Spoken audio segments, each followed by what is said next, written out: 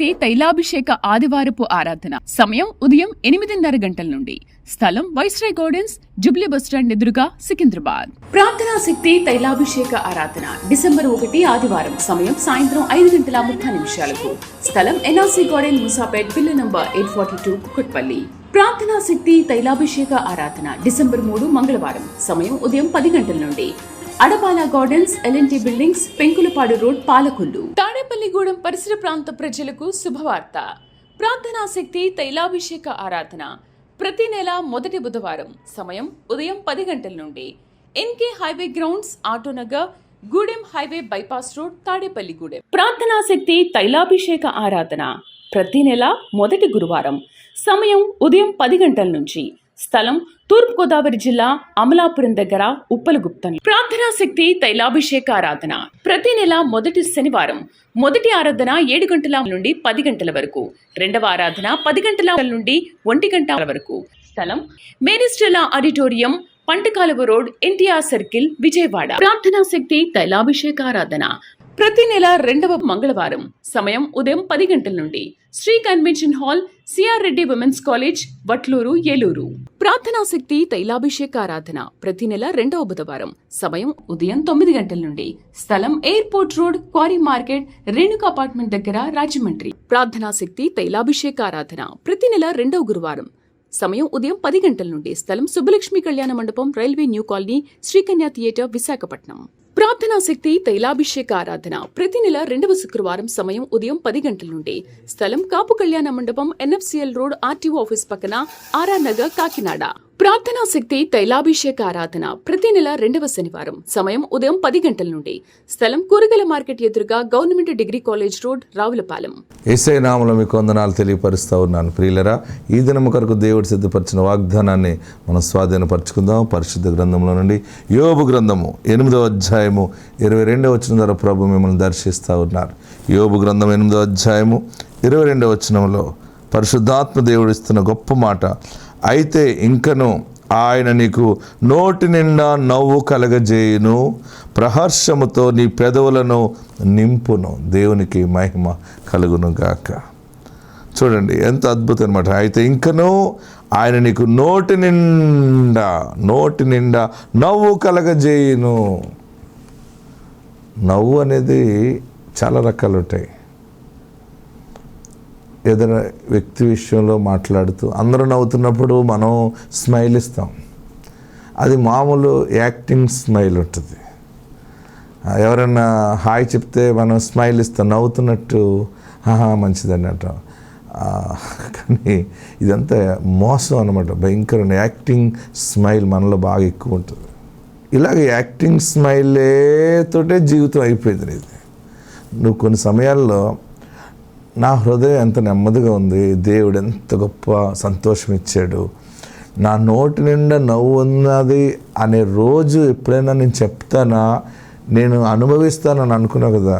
దేవుడు ఇది నాన్ని నీకు తెలియపరుస్తున్నది ఏంటంటే, నీ నోటి నిండా ఇంకా నీ నోటి నిండా నవ్వు కలగజేస్తున్నాడు. ఏ నవ్వు లేదు, ఎప్పుడు ఏడిపోయి కదా, అందరి ముందు నవ్వుతున్నట్టున్నావు. గుండె నిండా కన్నీళ్ళున్నాయి నీకు. నీ గుండె ఎట్లుందంటే ఒక లేక్ లాగా ఉంది, పెద్ద చెరువులాగా ఉంది. పెద్ద పెద్ద పర్వతాల మధ్య చెరువు ఎలాగా నిండి ఉంటుందో లోతుగా, పైకి ఎవరికి చెప్పుకోకుండా ఒంటరిగా ఉండి నలిగిపోతున్నావు కదా. ఎన్ని కష్టాల్లో భరిస్తున్నావు, నీలో నీవే కుమిలిపోతున్నావు. పైకి మంచిగా రెడీ అవుతున్నావు, అందరూ ఎదుట నవ్వుతున్నట్టున్నావు, కానీ అది నీ నోటి నిండా లేని నవ్వు అది. కానీ ఈ దినము దేవుడు నీకు ఇస్తున్న గొప్ప మాట, అయితే ఇంకనూ నీ నోటి నిండా ఆయన నవ్వు కలగజేయును. నీ నవ్వు ఎలా ఉంటుందంటే, నీ ఎముకలు బలపరచబడతాయి. నీవు నవ్వుతూ ఉంటే అది గుండెలో నుండి, హృదయంలో నుండి, అంతరాత్మలో నుండి, ప్రాణంలో నుండి లెగిసి వస్తుంటే, నీవు నవ్వుతుంటే నీ ఫేస్ అంతా కూడా ఒక గ్లో వచ్చేస్తుంది అనమాట. అదే సమయంలో పెదవులు కూడా ప్రహర్షముతో నింపబడేటట్లు దేవుడు చేస్తాడు. మన పెదవులు కూడా మన హ్యాపీనెస్ని బట్టి లిప్స్ కూడా ఒక డిఫరెంట్ గ్లో వచ్చేస్తుంది. అదే కష్టకాలం ఎక్కువైపోయి బాధలు ఎక్కువైపోయినప్పుడు ఆ లిప్స్ కూడా ఎంత లిప్స్టిక్ వేసినా కానీ అవి బ్లాక్ బ్లాక్ బ్లాక్ అయిపోతాయి. నువ్వేమి లిప్స్టిక్ వేసినా వేయకపోయినా, ఫేస్కి ఏమి రాసినా రాయకపోయినా, దేవుడు నీ పట్ల నువ్వు ఊహించలేని గొప్ప కార్యం చేసినప్పుడు శరీరంలో నుండి ఒక బలమైన గ్లో వస్తుంది. అది లోకంలో ఎక్కడ ఏ సౌందర్య పోషకుడు కూడా తీసుకురానంత సౌందర్యం వస్తుంది అనమాట.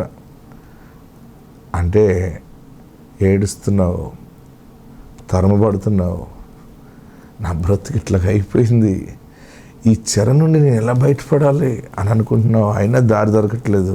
కానీ ఈ యొక్క మాట దేవుడిస్తున్నాడు నీకు ఏంటంటే, ఆయన ఇంకనూ నీ నోటి నిండా నవ్వు కలగజేయును. దేవునికి మహిమ కలుగును గాక. చూడండి, యోబు గ్రంథము 8వ అధ్యాయం 22వ వచనంలో, అయితే ఇంకనూ ఆయన నీకు నోటి నిండా నవ్వు కలగజేయును, ప్రహర్షముతో నీ పెదవులను నింపును. మన పెదవులు ప్రహర్షముతో, మనలో నిజమైన దైవ కార్యం అనుభవిస్తున్నప్పుడు మన హృదయం సంతోషంగా ఉంటే మన పెదవుల్లోనే ఆ దైవకళ వస్తుంది, ఆ కన్నుల్లో దైవకళ వస్తుంది. ముఖం అంతా కూడా ఒక ఆత్మ సంబంధమైన ప్రతిబింబము. ఆమేన్. ఎప్పుడు చూడని ఆనందమును చూడబోతున్నావు. ఏంటి ఇంత శోధన, ఇంత గాయం తగిలేక నా బ్రతుకులో మరలా నవ్వు ఉంటుందా? ఎవరికి జరగని అన్యాయం నాకు జరిగింది, మళ్ళీ నేను నవ్వుతానా? నా బ్రతుకులో నవ్వు కూడానా అని అనుకుంటున్నావా? ఎస్. ఎంత శ్రమ కీడు అనుభవించావో అంత గొప్ప మేలు దేవుడు దాచిపెట్టాడు. నీ పాత జీవితం ఈ స్టోరీ క్లోజ్ అయిపోయింది. కొత్త ఆశీర్వాదం ప్రారంభమవుతుంది. అది ఈ దినము నుండే ప్రారంభమవుతుంది. నమ్ముతున్నావా? నీ నోటి నిండా యేసయ్య నవ్వు కలగజేయుచున్నారు. ఆత్మ మీకు తోడుండును గాక. ఆమేన్. హల్లెలూయా. జీవము గల దేవుని సన్నిధానంలో ఎన్నో గొప్ప కార్యాలు ప్రార్థన శక్తిలో దేవుడు జరిగిస్తూ ఉన్నాడు. ఆత్మ సంబంధమైనటువంటి కార్యాలు దేవుడు నాకు ఇచ్చిన బలం అంతటితో ఈ యొక్క ప్రతి ప్రాంతము తిరిగి అందరి కొరకు ప్రార్థన చేస్తూ ఉన్నాను. దేవుడు ఒక ద్వారము తెరిచాడు. ప్రజలను ఆశీర్వదించడానికి ప్రార్థనా శక్తి అనే ఒక డోరు పరలోకము నుండి ఓపెన్ చేశాడు. ఈ సమయంలోనే మీరు కుటుంబాలుగా స్థిరపరచబడాలి, అన్ని రకాలుగా ఆత్మ సంబంధంగా ఎదగాలి, రక్షణ కుటుంబాలుగా మారిపోవాలి. మీరందరూ యేసు వైపు చూచి పరిశుద్ధతను కాపాడుకోగలిగితే బలమైన ఆశీర్వాదాలకి హక్కుదారులు అయిపోతారు. ఆమేన్. నటించిన నాళ్ళు నటించాం, యాక్షన్ చేసిన నాళ్ళు చేసాం, సరదాగా బ్రతికిన నాళ్ళు బ్రతికం, అయిపోయింది. ఇంక చాలు. ఇక మీదట మనస్సు నెమ్మదిగా బ్రతకటానికి పరిశుద్ధతని కొరకు పాటుపడదాం. ఆమేన్. యేసు వైపు మనం చూచినప్పుడు యేసుతో జీవించాలని, యేసులో నడవాలనే మనసు మనకు ఎప్పుడైతే కలిగి ఉంటామో, ఆ మనసును మనం ధరించుకుంటామో దేవుని కొరకు జీవించాలనే ఆశ ఉంటుంది. ఎప్పుడైతే నువ్వు యేసు కొరకు జీవించాలనే ఆశ నువ్వు కలిగి ఆ నిరీక్షణతో నువ్వు ముందుకు కొనసాగుతావో, యేసు ప్రభు మహిమ నీ మీదకి దిగి వస్తుంది. అప్పుడు నువ్వు ఏది ప్రయత్నం చేసినా సఫలమైపోతుంది. ఎటెళ్ళినా దైవం నీతోనే వస్తుంది. మీ బంధువుల ఇంటికి మీరు వెళ్ళినా, మీ స్నేహితుల దగ్గరికి వెళ్ళినా, మీకు తెలియని ప్రజల మధ్య మీరు కూర్చున్నా మీ నుంచి ఒక రకమైన వైబ్రేషన్ అక్కడ తగులుతూ ఉంటుంది. ఏంటో ఒక తెలియని ఒక ఆనందము ఆ చుట్టుపక్కల ఉన్న ప్రజలకు వస్తుంది. ఒక తెలియని ఆనందము, ఒక సంతోషము. అంతవరకు ఏడుస్తున్నారు అనుకోండి, నీవు అడుగు పెట్టిన మరుక్షణమే అక్కడ అందరికీ సమాధానం వస్తుంది. అంత శక్తి మనలో ప్రభు ఇస్తాడు. ఆమేన్. హల్లెలూయా, హల్లెలూయా. మీరు ఎన్నెన్నో సంపాదించుకోవడానికి ఇష్టపడ్డారు ఎన్నాళ్ళని, ఇప్పటి నుంచి నిజమైన క్రీస్తు శక్తిని సంపాదించుకోవడానికి ఇష్టపడండి. అందుకనే నేను సంపాదించుకుంటూ ప్రతిదినం దీన్ని కాపాడుకుంటున్నాను. ప్రతిదినం కాపాడుకోవాలి. ప్రతిదినమో ఆయన సన్నిధిని మన దగ్గర కాపాడుకోగలిగితే దినదినము అభివృద్ధి చెందుతాం, దినదినము దేవునికి దగ్గర అవుతాం, రాజ్యాన్ని పాలిస్తాం. ఆమేన్. హల్లెలూయా, హల్లెలూయా. యేసు కొరకు జీవించండి, యేసు కొరకు బ్రతకండి, అబద్ధాలు ఆడకండి. అబద్ధాలు ఆడటం మానేయగలిగితే ఒక బలమైన శక్తి నీ నోటికి వచ్చేస్తుంది. అబద్ధం అనేది ఈజీగా మాట్లాడుతుంటాం మనం. ఒక అబద్ధాన్ని అనేక రకాలుగా మార్చి మాట్లాడుతుంటాం. అందుకనే నీ ప్రార్థన అంతా కూడా సుత్తిగా మారిపోతుంది. ఎంత పెద్ద ప్రార్థన చేసినా, ఎంత కన్నీటి ప్రార్థన చేసినా, ఎన్ని ఉపవాసాలు ఉన్నా, ఒక్క అబద్ధం వల్ల 24 గంటల ప్రార్థన పోతుంది నీలో నుంచి. అవసరమా? మీరు అనుకున్నవన్నీ జరగాలంటే, పిలిస్తే ఆయన మీకు సమాధానం ఇవ్వాలంటే మీరు అబద్ధమును అరికట్టండి. ఆమేన్. అబద్ధములకు జనకుడు సాతాను. దేనికి జనకుడు? అబద్ధములకు. మీరు అబద్ధం పలకటం మానేస్తానని తీర్మానం చేసుకోండి. ఒక తెలియని ప్రశాంతత మీకు వచ్చేస్తుంది. ఫస్ట్ మీరు ఏదో చేయనవసరం లేదు, అబద్ధం ఆడనని నిరూపించుకోండి, అబద్ధం ఆడనని శబ్దం చేసుకోండి. దానివల్ల ఎంత నష్టం జరిగినా, కష్టం వస్తున్నా శ్రమ పడండి, కానీ అబద్ధం ఆడకుండా నిలబడగలిగితే. ఇంతవరకు ఏదో తెలుసో తెలియక అబద్ధం ఆడాం, సరదాగా అబద్ధం ఆడాం, 4 ఇలా తిప్పి అబద్ధం ఆడాం. కానీ అందుకనే చిల్లుకుండలో వేసినట్టుగా మీకు కష్టం అయిపోతూ ఉంటుంది. అబద్ధం ఆడే మనిషి ఇంట్లో ఉంటే కష్టం అంతా దీవెన చిల్లుకుండలో పోసినట్టు పోతుంది. మీరందరూ ఒక తీర్మానం చేసుకోండి. దైవజనుడు ఇసాకు దైవజనుడు చెప్పాడు, ఇసాకు పాస్టర్ గారి ద్వారా దేవుడు మాట్లాడాడు, నేను ఈ రోజు నుండి అబద్ధం ఆడనని. మీరు ఒక 30 రోజులు తీర్మానం చేసి పెట్టుకోండి. 30 రోజులు చెక్ చేసుకోండి. ఆశీర్వాదం ఎలాగ పుట్టిందో, ప్రారంభమైందో మీకు అర్థమైపోతుంది. అది బాగుందంటే దాన్ని కంటిన్యూ చేయండి. అబద్ధం ఆడకుండా జీవించడానికి ప్రయత్నం చేయండి. ఆస్తికర్తలు అయిపోతారు. ఆమేన్. హల్లెలూయా, హల్లెలూయా. యేసుతో మనం టీవీగా నడవగలుగుతాం. ఎలా నడవగలుగుతాం? మనం టీవీగా నడవగలుగుతాం. ఎవరి ధనం ఎవరిది ఉంచుకోకండి. ఎవరికైనా ఇవ్వాల్సి వస్తే సమయానికి దేవుడు నిన్ను బ్లెస్ చేస్తాడు. వారికి ఎంత ఇవ్వాలో అంత వారికి ఇచ్చేస్తావు. నీవే అనేక మందికి ధర్మం చేస్తావు. ఆ దీవెన మీకు వస్తుంది. ఆత్మ మీకు తోడైండునుగాక. సేద తీర్చు సెలయేర్లు ఎండిపోయినా, ఆదరించు స్నేహితులు వీడిపోయినా, సరైన సమయంలో స్నేహితులందరూ దూరం అయిపోతారు. అవసరం లేనప్పుడు చాలామంది స్నేహితులు ఉంటారు. సరైన సమయం, నిజంగా అవసరం వచ్చినప్పుడు నీకు ప్రాణానికి ప్రాణముగా ప్రేమించిన వారు కూడా దూరం అయిపోతారు. ఫోన్ ఎత్తరు. సారీ, ఈ టైంలో నేను రాలేకపోతున్నాను, ఏమనుకోవద్దు, నాకున్న పరిస్థితులు అటువంటివి అని దూరం అయిపోతారు. కానీ విడు అని స్నేహితుడు ఒకడు ఉన్నాడు. ఆయన ఏ టైంలో ఎంటర్ అవుతాడంటే, కష్ట సమయంలో తగిన సమయానికి వచ్చి నిలబడతాడు నీ పక్షంగా. ఆయన సమాధి నుండి లేచిన నజరేయుడైన యేసు. ఆమేన్. హల్లెలూయా. ఆపద్బాంధవుడైన చాలా అద్భుతమైనటువంటి కార్యాలు ప్రభు జరిగిస్తూ ఉన్నారు. ఇంతవరకు పిల్లలు లేని వారి గురించి మనం ప్రార్థన చేసిన రీతిగా మన ప్రార్థన దేవుడు ఆలకించి గౌరవించి 6400 మందికి పైగా దేవుడు గర్భఫలాలు ఇచ్చాడు. గట్టిగా చప్పటోటి ప్రభుని స్తుతించాడు. పిల్లలు ఎంతమందికి కావాలి? ఎవరెవరికి పిల్లలు కావాలి? పిల్లలు లేకుండా వచ్చారా? పిల్లలు కావాలని వచ్చారా? అమ్మమ్మ అవ్వాలనుకునే వాళ్ళు ఉన్నారా? నానమ్మ అవ్వాలనుకున్న వాళ్ళు ఉన్నారా? దేవుడు మీ ఆశని నెల తీరుస్తాడు. ఆమేన్. అద్భుతమైనటువంటి బిడ్డలను దేవుడు ఇస్తూ ఉన్నాడు. చూడండి, సికింద్రాబాద్లో ఒక అమ్మాయి అద్భుతమైన సాక్ష్యం చెప్పింది. 4 సంవత్సరాల నుంచి గర్భఫలం లేదు, పీసీఓడి ప్రాబ్లం ఉందన్నారు. ఎన్నో హాస్పిటల్కి తిరిగారు. తైలాభిషేకానికి వచ్చిన తర్వాత గర్భఫలం వచ్చింది. ఇప్పుడు కవల పిల్లలని అన్నారు. చూడండి, ఇక్కడ ఒక అమ్మాయి గర్భఫలం ఎట్లా వచ్చిందో చెప్తుంది. చూడండి, ఈ సాక్ష్యం విందాం. ఈ బిడ్డ పేరు అఖిల. నన్ను ఎంత కాల్చిందంటే, ఈ పిల్లలు లేరు, వస్తున్నాం, ఇంకెప్పుడు ఇస్తారే బాబు, కంగారు పడకు, వెయిట్ చేయి, దేవుడు ఇస్తున్నాడు. ప్రార్థన చేసినప్పుడల్లా వెలుగు కనపడేది. వెలుగు కనపడిన ఆ 2-3 వారాలు కనపడించేది, మళ్ళీ ఏడ్చేసేది. అంటే ఆ బాధ, అవమానం. దేవుడు నమ్మదగినవాడు. కృపా సమయం ఆసన్నమైంది, గర్భం వచ్చింది. ఆమె గర్భంలో 2 టికెట్లు ఉన్నాయి.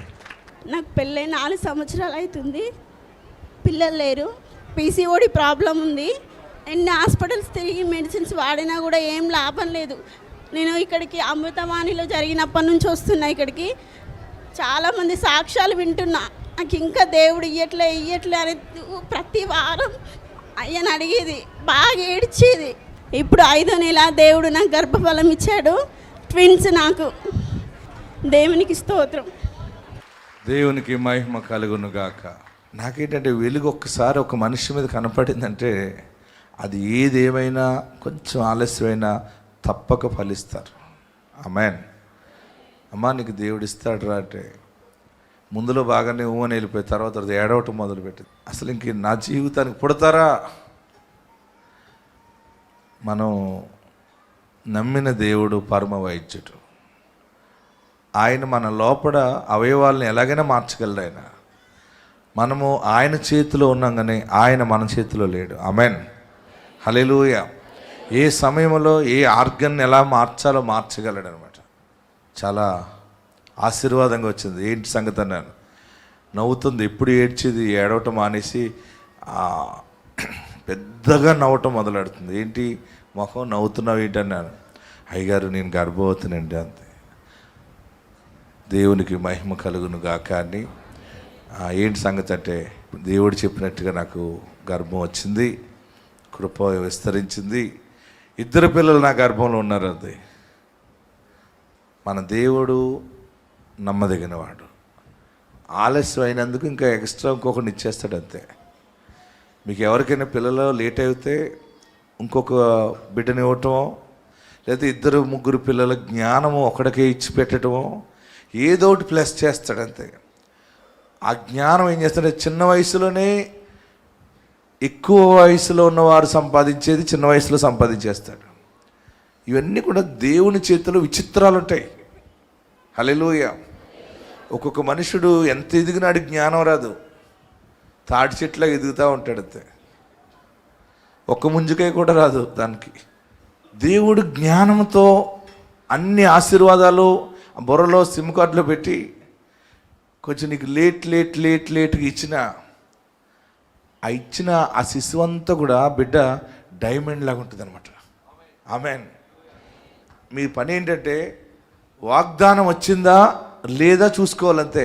వచ్చిందంటే చాలు. ఆలస్యం అయ్యి కొలది బ్యాంకులో డబ్బులకి వడ్డీ పెరిగినట్టుగానే ఆశీర్వాదం పెరుగుతుంది కానీ తరిగిపోదు. హల్లెలూయా. హల్లెలూయా. నీకు లేట్ అయిందని అనుకోవద్దు, ఆలస్యమైందని అనుకునే వాళ్ళరా, నేనున్నాను మీ పక్షంగా ప్రార్థించటానికి. ఇచ్చేవాడు ఆశీర్వదించే దేవుడు మీ వైపు చూస్తూ ఉన్నాడు. ఆయన కన్ను దృష్టి మీ ఇంటి మీద ఉన్నది. భయపడకండి. ఇక్కడే ఎంతోమంది పిల్లలకి మనం పేర్లు పెట్టబోతూ ఉన్నాం. హల్లెలూయా. హల్లెలూయా. అన్నీ బిడ్డలు వ్యాపారాలు. ఇంతవరకు ఈ సంవత్సరంలో మనం చేసిన ప్రార్థనలు వాగ్దానాలకి దేవుడు మీరు ఎక్కువ ప్రార్థన చేయండి. మీరందరూ రేపు నెల సాక్ష్యం చెప్పడానికి రెడీగా ఉంటారు. మీరు భయపడకండి, ఏడవకండి. అద్భుత కార్యాలు దేవుడు తప్పక చేస్తాడు. ఈ తైలాభిషేక ప్రార్థన అనేక మందిని దీవెనకరంగా మారుస్తూ ఉంది. మరొక సాక్ష్యం చూద్దాం. చూడండి, కడపలో తన తండ్రి చనిపోయాడని బాధపడుతున్నాడు పిల్లవాడు. ఆ భార్యని వచ్చి నా తండ్రి ఇలాగ జరిగింది అని బాధపడుతూ ఉంటుంటే ప్రార్థన చేసి దీవెన ప్రకటించడం జరిగింది. యేసు ప్రభు మన దగ్గర ఉంటే మనం ఏది మాట్లాడితే అది అవుతుంది అనమాట. ఓకే, బాధపడద్దు. మళ్ళీ మీ గర్భంలోంచి దేవుడు మగబిడ్డని ఇస్తాడు. ఆ మగబిడ్డకి మీ నాన్న పోలుకొచ్చేలా చెప్తాను నేను అన్నాను. చెప్పండి అన్నాడు. ప్రార్థన చేసి, ప్రభువా వాళ్ళ తండ్రి ముఖ కవలికి ఎలాగుందో అలాగనే ఇవ్వండి అని ప్రార్థన చేసి దీవిస్తే తన భార్య గర్భం వచ్చింది. దేవుడు పైనుండి మన ప్రార్థన ఆలకించాడు, మగపిల్లోడిని ఇచ్చాడు. అడుగో చూడండి, వాళ్ళ తండ్రి ఎలాగున్నాడో అలాగే పోలికతో పుట్టాడు. ఆ పిల్లవాడు ఎంతో ఆదరించబడ్డాడు. ఆ బిడ్డ మన సాక్షిని చెప్పాడు. ఆ సాక్షిని చూడండి. అంటే మనం ఏది ఎలాగ అడిగితే అలాగిస్తున్నాడు ఈ ప్రార్థనా శక్తిలో. ఆమెన్. చూద్దామా ఈ సాక్ష్యం. నా పేరు కిరణ్, మాది కడప జిల్లా జమ్మలమడుగు తాలూకా పెద్దముడియం. గత కడపలో ప్రార్థన జరుగుతున్నప్పటి నుంచి మా నాన్న మా అమ్మ ప్రార్థనకి వస్తున్నారు ప్రతి నెల. మా నాన్నకు మామూలుగా ఆరోగ్యం సరిగా ఉండట్లేదు. అప్పుడు ఆ హాస్పిటల్లో 3-2 డేస్ ఉన్న తర్వాత హార్ట్ స్ట్రోక్ ఎక్కువైంది. మళ్ళీ బ్రెయిన్ స్ట్రోక్ కూడా వచ్చేసింది. నమ్మకాలు లేవు, 50-50 ఛాన్సెస్ అని అన్నారు. అయినా కానీ మేము విశ్వాసంతో ప్రార్థన చేస్తూనే ఉన్నాము. కానీ నాన్న అనుకోకుండా చనిపోయారు. చనిపోయిన తర్వాత మేమున్న బాధలో మరుసటి నెల ప్రార్థనా శక్తికి వచ్చాము. ప్రార్థనా శక్తికి వచ్చిన తర్వాత అయ్యగారితో చెప్పాము, ఇలా అయ్యగారు నాన్న చనిపోయారు సడన్గా అని అయ్యగారితో చెప్పాము. అయ్యగారు వాగ్దానం ఇచ్చారు, మళ్ళీ మీ ఆయన పోలికలతోనే మీకు కొడుకు పుడతాడమ్మా, అదే పోలికలతోనే పుడతాడు, అలాగే ఉంటాడు, మీరేం బాధపడకండి అని చెప్పేసి వెళ్ళమన్నారు. అదే విశ్వాసంతో మేము ప్రతిరోజు ప్రార్థన చేస్తూ ఉన్నాము. హాస్పిటల్లో అడ్మిట్ చేశాము. హాస్పిటల్లో అడ్మిట్ చేసిన కొద్దిసేపటికే కొడుకు పుట్టాడని నర్సు చెప్పింది. పుట్టిన తర్వాత మా నాన్న పోలికలతోనే ఉన్నాడు. ఈ కొద్ది సాక్ష్యం దేవుడు దీవించిన. అందరూ కూడా గట్టిగా చప్పటి ప్రభువుని స్తుతిద్దాం. హల్లెలూయా. గట్టిగా హల్లెలూయా చెప్పండి. మరొకరికి 19 సంవత్సరాలకి గర్భఫలం వచ్చింది. ఈ మధ్య కాలంలో చాలామంది దిగుతూ ఉన్నారు. ఆమేన్. హల్లెలూయా. చాలామంది చంటి బిడ్డలను ఎత్తుకుని వచ్చి మీరు సాక్ష్యం ఇవ్వబోతూ ఉన్నారు. మా వదిన మా అన్నయ్య వీళ్ళకి పెళ్ళై 19 సంవత్సరాలు అవుతుంది. ఇంతవరకు గర్భఫలం లేకపోతే ఎన్నో గుళ్ళు తిరిగి ఎన్నో హాస్పిటల్ తిరిగారు. వాళ్ళు ఎంతగానో ఏడ్చుకున్నారు. జనం అనే మాటలకి నీకు పిల్లలు పుట్టరు, నువ్వు గొడ్బాతురాలివి అని ఎన్నో అంటున్నా కానీ వాళ్ళు దేవుడా నువ్వే మాకు ఇవ్వాలని ఎన్నో సంవత్సరాలు వాళ్ళు పిల్లల కోసం ఏడ్చారు. ఎన్నో హాస్పిటల్ తిరిగి ఎన్నో గుళ్ళు తిరిగినా కానీ వాళ్ళకు ఫలితం లేకుండా పోయింది. మా వదిన వాళ్ళ పెద్దమ్మ ఇక్కడికి ఇస్సాక్ అన్న దగ్గరికి వెళ్ళమ్మా, ఎంతోమందికి పిల్లలు పుడుతున్నారు, అక్కడికి వెళ్ళిన తర్వాత అక్కడికి వెళ్ళు అని వాళ్ళు చెప్పిన తర్వాత వీళ్ళు ఇక్కడికి వచ్చిన తర్వాత పిల్లలు పుట్టారు. వీళ్ళకి దేవుడి ఇచ్చిన సాక్ష్యాన్ని దీవించునుగాక. ఇదేమైనా మామూలు సాక్ష్యాలు ఇవి? మామూలుగా చెబుతారు ఎవరైనా? ఎంత ప్రార్థన పైకి వెళ్ళాలి, ఎంత దమ్ముగా వెళ్ళాలి ప్రార్థన. అక్కడ ఆయన టైం తీసుకుని ఓకే అని చెప్పి మళ్ళీ బిడ్డలను ఇవ్వాలి, ఆ బిడ్డలు బయటపడాలి, ఎత్తుకుని సాక్ష్యం చెప్పాలంటే ఇదంతా పెద్ద ప్రాసెస్ అనమాట. ఈ ప్రాసెస్ అంతా జరిగేటప్పుడు నీవు విశ్వాసములు ఎక్కడ అటు ఇటు అవ్వకుండా నిలబడగలిగితే దేవుని కార్యము నీ చేతిలో పెడతాడు ఆయన. ఆమేన్. ఎన్ని సంవత్సరాలైనా పర్వాలేదు, 30 సంవత్సరాలైనా పర్వాలేదు, 35 సంవత్సరాలైనా పర్వాలేదు పెళ్ళయి. మీరు నమ్మగలిగితే 40 సంవత్సరాలైనా పర్వాలేదు పెళ్ళయి. 40 సంవత్సరాలు అంటే వాళ్ళకి ఎంత ఉంటుంది వయసు? ఎంత ఉండొచ్చు? హలో, పోనీ 20 తర్వాత 40 ఎంత అయింది? 60 సంవత్సరాలు కూడా పిల్లలు పుడతారు, 70 కూడా పుడతారు దమ్ముంటే. ఏ దమ్ము? దేవుని యందు విశ్వాసము కలిగిన దమ్ము. ఆమేన్. ఎందుకంటే ఇక్కడ బైబిల్ పెద్ద రికార్డే ఉంది. ఇక్కడ ఎన్ని సంవత్సరాలు శారాకి? గట్టిగా చెప్పాలి. శారాకి ఎన్ని సంవత్సరాలకు వచ్చింది? 90. మరి ఆ రికార్డు మనం బదులు కొట్టాలి. ఏ రికార్డు? శారా రికార్డు బదులు కొట్టాలి. అవుతుంది అనమాట. దానిది ప్రార్థనకి సాధ్యం. ఆమేన్. ఇప్పుడు జరిగిన శారా సాక్ష్యం ఇంకా తరతరాలు చెప్పుకోవడం కాదు, ప్రార్థనా శక్తిలో జరిగిన సాక్ష్యం మరి కొత్త తరాలకి జనాలకి దేవుడు ఇవ్వబోతూ ఉన్నాడు. ఇది సత్యమేది. ఆమేన్. ఇదేంటిది? ఇంకెప్పుడు మన అబ్రహాము శారాన్ని పట్టుకుని ఏలాడటం కాదు, మనల్ని పట్టుకుని ఏలాడాలి వచ్చే సంవత్సరాలు కూడా. పలానా పట్టణంలో ఇలా జరిగింది, ప్రార్థనా శక్తులు ఇలా జరిగింది, అలా జరిగిందని దేవుడు కొత్త చరిత్రనిస్తాడు. నేను అటువంటి విశ్వాసం కలిగి జీవిస్తూ ఉన్నాను. మీరు కూడా అలాంటి విశ్వాసంలోకి అడుగు పెట్టండి. దేవుని కార్యాలు చూస్తారు. దేవునికి మహిమ కలుగును గాక. అందరూ ఎక్కడున్నవారు అక్కడ లేచి నిలబడండి. ఎక్కడున్నవారు అక్కడ లేచి నిలబడండి. కళ్ళు మూసుకునండి. ప్రార్థన చేద్దాం. పరిశుద్ధాత్ముడి దినాన్ని మాట్లాడాడు. అరణ్యములో నిర్భయముగా నివసిస్తావు. భయపడుతున్నావేమో, కాపురం కొరకు భయపడుతున్నావేమో, నివసించటానికి ఏమైపోతానో, ఈ మనుషుల ముందు ఎలా జీవించాలి, ఇన్ని సమస్యలలో నేను ఎలా బ్రతకాలి, నాకు ఆవేదనగా ఉందని ఏడుస్తున్నావా? నీ చిన్న మనసుకి గాయం తగిలిందా? ఎవరికి చెప్పుకోలేక ఏడుస్తున్నావా? చివరికి ఈ స్థలము మాకు అచ్చి రాలేదు, ఈ ఇల్లు మాకు అచ్చి రాలేదు, ఏది మంచి జరగలేదు ఈ స్థలంలో. మా అత్తగారికి అలాగే జరిగింది, నా తల్లికి అలాగే జరిగింది, మా తండ్రికి అలా జరిగింది, వారికి ఇలా జరిగింది, వీరికి ఇలా జరిగింది, మాకు కీడే వస్తుందని అనుకుంటున్నామేమో. ఆ స్థలమును దేవుడు దీవెనగా మారుస్తున్నాడు. హల్లెలూయా, హల్లెలూయా, హల్లెలూయా. గట్టిగా చప్పట్లు కొట్టి ప్రభువుని స్తుతించండి. నీ స్థలమును దీవెనకరంగా మారుస్తున్నాడు. నీ కాడిని విరగొట్టి నిన్ను బందీ గృహము నుండి బయటికి తీసుకొస్తాడు. బలమైన సాక్షిగా ఉండబోతున్నావు. నిర్భయముగా నివసిస్తావు. అరణ్యములో ఎవరికి దారి లేకపోయినా నీకు ఒక రాజమార్గము దొరుకుతా ఉంది. పరిశుద్ధాత్ముడు నీ పక్షముగా ఉన్నాడు. పరిశుద్ధాత్ముడు నీ పక్షముగా ఉన్నాడు. అందరూ ప్రార్థన పూర్వకంగా ఉండండి. ప్రార్థనలో ఉందాం. హల్లెలూయా, హల్లెలూయా. రాజా, నీ వైపు నేను చూస్తున్నానయ్యా. నీ సన్నిధి నాకు దయచేయండి. అందరూ ప్రార్థన చేయండి. అందరూ కళ్ళు మూసుకుని ప్రార్థనలో ఉండండి.